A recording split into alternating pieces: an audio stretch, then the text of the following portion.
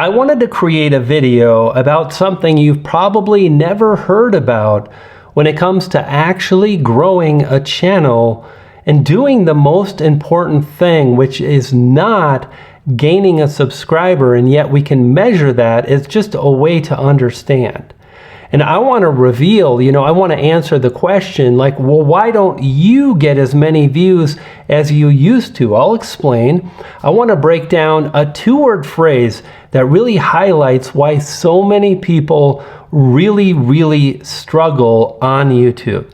And if that's you, first off, I'm with you, and it is a challenge, and YouTube is really an emotional roller coaster when it comes to trying to make this darn stuff happen.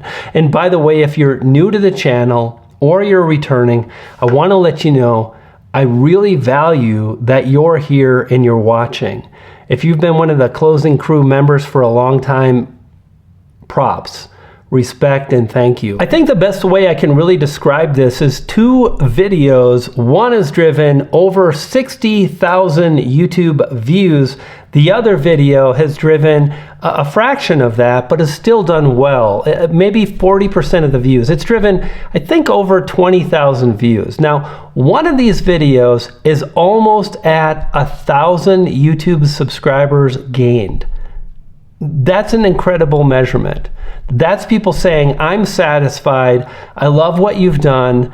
And if you've ever heard add value, this is a case where I would imagine I added enough value to their viewing experience where they hit the button. And yet the video that has over 60,000 YouTube views is not that video. So it's not necessarily about getting more views, although we want more views. It's about really finding a balance between getting the right kind of views, staying open to opportunity, because the fact is, both of these videos gain my channel subscribers. Both of these videos are valuable to me. They're making me money. They're continuing to drive views on a daily basis, and I wonder how many views they'll get. But why is it that the video with 60,000 YouTube views, and that video, like, it drives 200 to 300 views on a daily basis, why is it that that video only has just over 300 YouTube subscribers when the video that has less than 30,000 has close to 1,000 YouTube subscribers? It's got like 3 times the amount of subscribers. And the 2-word phrase I want to share with you is viewer intent. Now, if you're wondering, like, what the heck does that even mean? And why should I care? Because if you want to get more viewers to return to your channel, you want to understand what this is. I want to do a little demo. I've done this before, but when I started doing this, it was so powerful, and I struggle with this too, because it's just easy to make the video you want to make. But like, I want to make good decisions about the videos that I make. So I started actually building out a tool, and I'm hopeful, but like, it's complicated. I don't code, and yet I'm coding right now, and I'm building out this YouTube tool to really measure the audience, what they want, viewer intent, the psychology of viewers, mapping out how to craft a powerful video title, creating systems in place that never have been implemented in any other tool. And it's complicated, but I want to get it out there for you. And to understand exactly why this is kind of interesting, let's listen to this. Hey, we're making a YouTube video right now. You're going to be in the video, so first say hello. But what's important is I want you to imagine 2 particular videos. One has a lot more subscriber gain than the other, and I believe the issue is a viewer intent. Now imagine one YouTube video that has a video title of "Is YouTube promotion worth it?"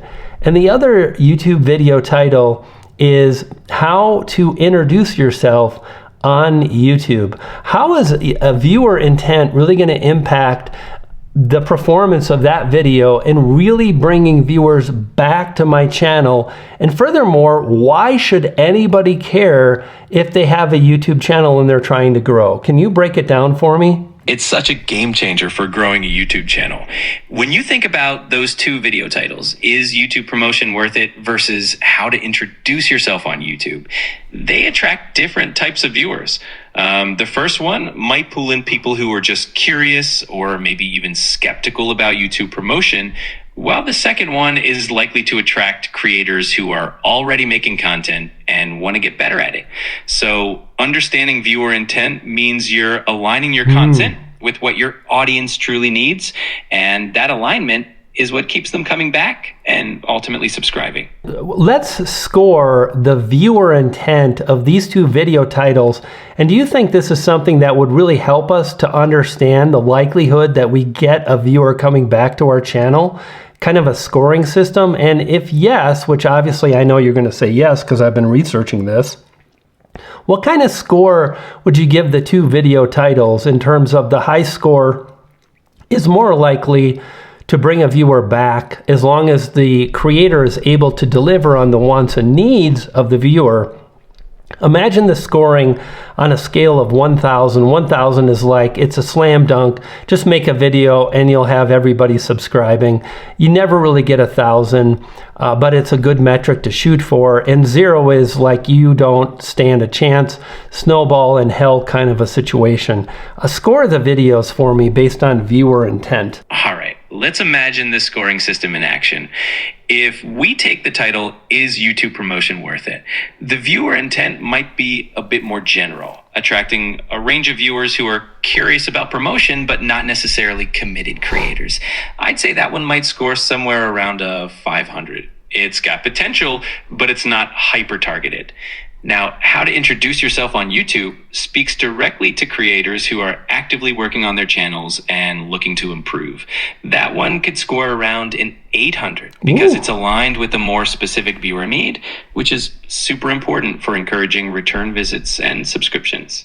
Super helpful for me, and I know this is a little topic that's a little bit, heady and whatnot, but I think when we really think about like what does the viewer really want, what is their intent, where are they at as well? Like if you're making craft videos or if you're making gaming videos and you're talking about really deep stuff in a game that's old, the viewer intent might not really be in alignment because people are not interested in the old game. And not only that, they don't even know what you're talking about because you're such a nerd and so on. So when I make videos about split testing and thumbnails and like a lot of stuff that most YouTubers don't do, like a lot of YouTubers don't really use the A/B split testing feature, or they don't go into really depth about the algorithm or what we're talking about in this particular video, viewer intent. Like if you're not really making videos, does it make sense to watch a video for 10 minutes about this? Probably not. However, if you're committed, you're uploading videos, and you're moving forward with crafting and creating and striving to become better, then that viewer intent, the score of 800 versus 500, and that it's interesting, that's a good representation in how many more subscribers I actually got. That video with far less views gains my channel so many more subscribers. So this is something that I struggle with a little bit, and I wonder if you do too, or if you're really aware of this, because like I sometimes, I want to talk about what I want to talk about. I want to talk about making content. I want to talk about higher level stuff, and I don't want to just, encourage people to start on YouTube. However, I published a video this morning really trying to think about like I need topics that are more accessible to more people. And I think right now it's probably 3 out of 10.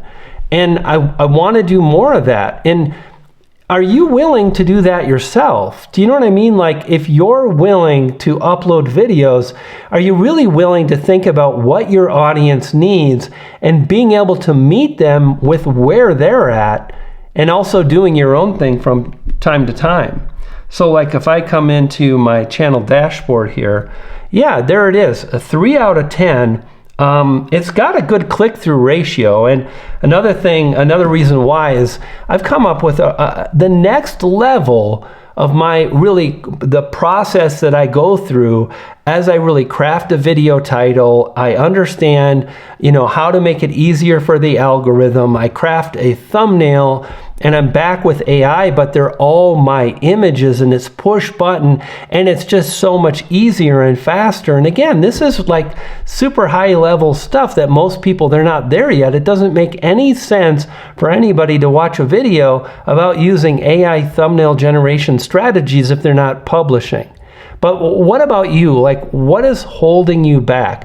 Are you publishing? Is it something you want to get started with? Is it that you feel like you're not ready? Or is it that you feel like, I just want to do my own thing, or you don't really care, or you're upset with YouTube, so you're not publishing? Like, where are things for you right now? It's interesting, right? I hope you found this video to be helpful. I got to share a little bit about like what I've been working on over the last few weeks. I've been reaching out to developers, trying to put a team together to build like a tool that can really help people make better decisions about their videos, about their topics, and so on. And there's nothing like it because we're at an interesting time where AI is making it possible to build new things that we couldn't build 2 or 3 years ago. So, interesting times for sure. And again, I hope you found this video to be helpful. Don't ever say that at the end of a video. Man, I appreciate you, and just grinding it out, building tools, doing the live stream thing, publishing videos, making videos, coding, even though I don't know how to code. I'll see you soon. Peace, power, progress. You dig?